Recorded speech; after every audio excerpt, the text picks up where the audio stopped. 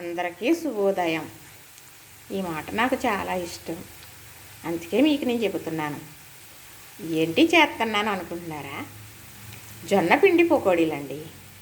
జొన్నపిండి జొన్న రొట్టే కాదు, ఇలా చాలా రకాలు చేసుకోవచ్చు. మరి జొన్నపిండి ఎక్కువ వేసానండి. ఒక 2 స్పూన్లు శనగపిండి వేసాను, ఒక 4 స్పూన్లు వరిపిండి వేసాను, ఒక 10 స్పూన్లు జొన్నపిండి, 4 ఉల్లిపాయలు కట్ చేసుకున్నానా, 8 పచ్చిమిర్చి కూడా కట్ చేశాను, 2 కరివేపాకు రెమ్మలు దూసి కట్ చేశాను. మరి ఆ పిండిలో ఈ ముక్కలు వేసేసి కొంచెం కారం, కొంచెం ఉప్పు, కొంచెం పసుపు వేసి చక్కగా కలిపేసానండి. సరిపడగా నీళ్ళు వేసి ఒక వాయి అయితే ఇలాగా దేవేను. చూసారా? అంటే నూనెలో దేవేను అంటాం, పూర్వం భాషం అండి. ఇలా అంటున్నాను అనుకోకండి. మరి ఇదిగోనండి ఇలా కలిపాను. చూసారా? ఇప్పుడు ఇలా పకోడీ వేస్తున్నాను. ఇప్పుడు ఎందుకు వేస్తున్నారు మీరు, దేనికోసం అనుకుంటారు మీరు. అనుకోకుండా ఎలా ఉంటారు? మరి నేను ఒకదాన్ని ఇంట్లో ఉంటాను కదా, మా వారైతే షాప్కి వెళ్తారు. అలాంటప్పుడు ఇంతకొచ్చి ఎలా ఉంటుంది? చుట్టాలు వస్తున్నారండి. చుట్టాలు మా కోడలో వాళ్ళ తమ్ముడు తీసుకొస్తున్నాడు మా కోడల్ని, మనవడిని. వాళ్ళ పుట్టింటి నుంచి వస్తుంది. మరి చుట్టాలు వస్తే మర్యాద చేయాలి కదా. నిజం చెబుతున్నానండి, శనగపిండి తక్కువ ఉంది, ఏం చెయ్యాలా అనుకున్నాను. మరి శనగపిండి పకోడీ వేస్తాం. అలాంటప్పుడు ఎలాగా, తక్కువ ఉంది కదా అని జొన్నపిండి కూడా వేసేద్దాము అని ఐడియా వచ్చింది. జొన్నపిండి కలిపినా పకోడీ రెడీ అయిపోతున్నాయి. చుట్టాలు రావడం ఒకటే ఆలస్యం. అంటే మనం శనగపిండితో వంట అయినా, ఏదన్నా పిండితో వంట దేనితోటైనా మనం చేసినప్పుడు ఒకే దాంతో ఏమీ కలపకుండా చేయకూడదు. అందులో 1 స్పూను వరిపిండి అయినా వేయాలి. ఒకవేళ శనగపిండి పకోడీ వేస్తున్నాం మనం కదా, అలాంటప్పుడు అందులో 1 స్పూను పకోడీ వరిపిండి వేయాలి. ఎందుకంటే దానివల్ల మనకి మంచిది. ఎవరన్నా మనం చెడ్డగా తిట్టారనుకోండి, ఆ తిట్లు మనకు తగలవన్నమాట. అది ఒక చిట్టక పెద్దలు చెప్పేవారు. ఎవరన్నా తిట్టే తిట్లు తగ్గుతాయి అనేవారు. చున్నుండలు చేసినప్పుడు కూడా ఉట్టి మినుములతో చెయ్యరు. కొంచెం బియ్యం కలుపుతారు, లేదా శనగపప్పు కలుపుతారు, లేదా కొంచెం గుప్పుడు పెసరపప్పు వేయించి కలుపుతారన్నమాట. సున్నుండలకి మినువులు ఇసిరి మరి మనం చున్నుండలు చేసుకుంటాం కదా, అప్పుడు ఏమని ఎవరంటే కొట్టుమొత్తనం పెడతారో మనకు పట్టేస్తుంది. ఎవరన్నా కొట్టుమొత్తనం పెడితే ఏదోటి కలపాలి అని ఇవ్వరన్నమాట పెద్దలు చెప్పినాయి. మనం అలా పెద్దలు చెప్పారని మనం చేస్తాం కదా. ఇందులో వరిపిండి వేసామా 2 నిమిషాలు, ఏమవుతుంది తెలుసా? మరి శనగపిండి ఒకటి అయితే మెత్తదనం వస్తుంది. అదే వరిపిండి వేసాం కదా, మనం కాన్ఫ్లవర్ వేసుకుంటాం కరకల్లాడతాయని, నూనె లాగదు అని. అదే వరిపిండికి కూడా ఒత్తిందుకండి. వేసుకోవచ్చు. 2 స్పూన్లు వరిపిండి వేసుకోవడం వల్ల మనకి మంచిగా కరకల్లాడుతూ బాగుంటాయి పకోడీలు అన్నమాట. చాలా బాగా వస్తాయి. శనగపిండి మెత్తదనం పోయి వస్తుంది. శనగపిండి ఫ్లేవర్ ఉంటుంది సుమా. ఇదిగో చూసారా?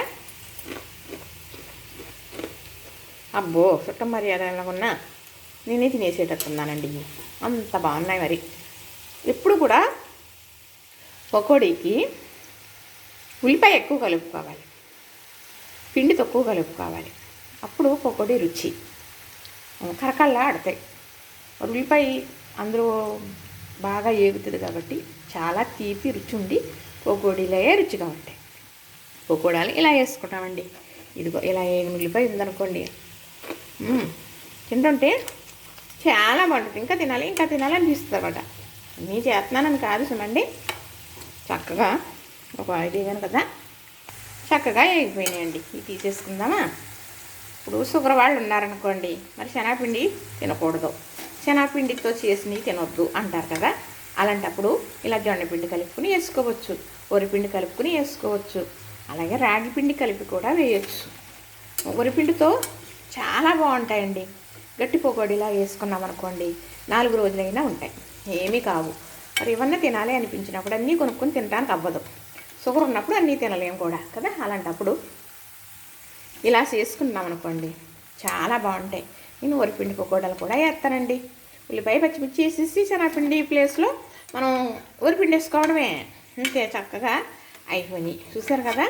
ఇప్పుడు ఇంకొక వాయ పెడతాను, వేసేస్తే ఏగుతాయి.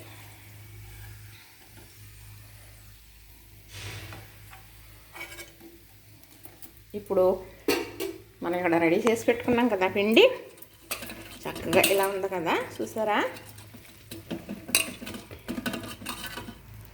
ఇలా ఉంది కదా, ఇలాగా ఇదిపునట్టు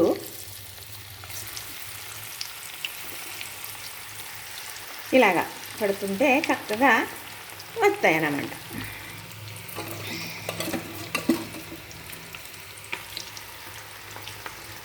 ఇలాగ ఫస్ట్ వాయి తొందరగా ఏగదు, కానీ తర్వాత నూనె వీటెక్కుతుంది కదా, తొందరగా వేగిపోతాయి.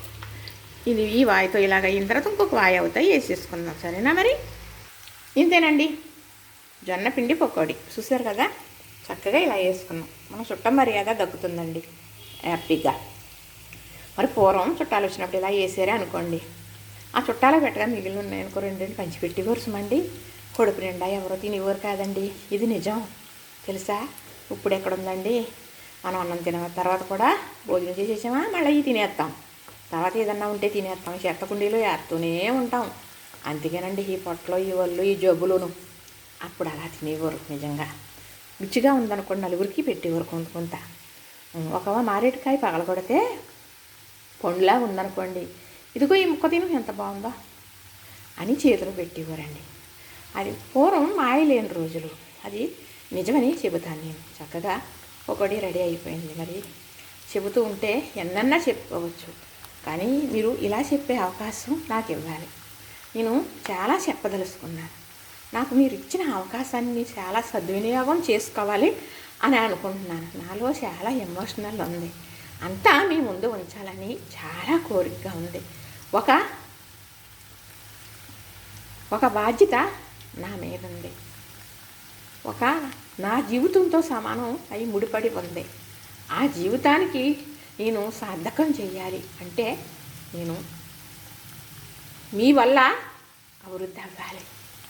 నేను నా కోడల్ని చూసుకోవాలండి, అదే నా కోరిక.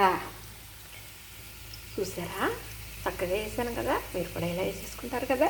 మరి చూసిన వారందరూ లైక్ చేయాలి, షేర్ చేయాలి, సబ్స్క్రైబ్ అవ్వకపోతే అవ్వండి. ఇలా అంటాం చేత కాని దాన్ని అంటున్నాను అంటే మీ వల్లే, మీరు చూస్తున్నారు కాబట్టి నేను చేస్తున్నాను.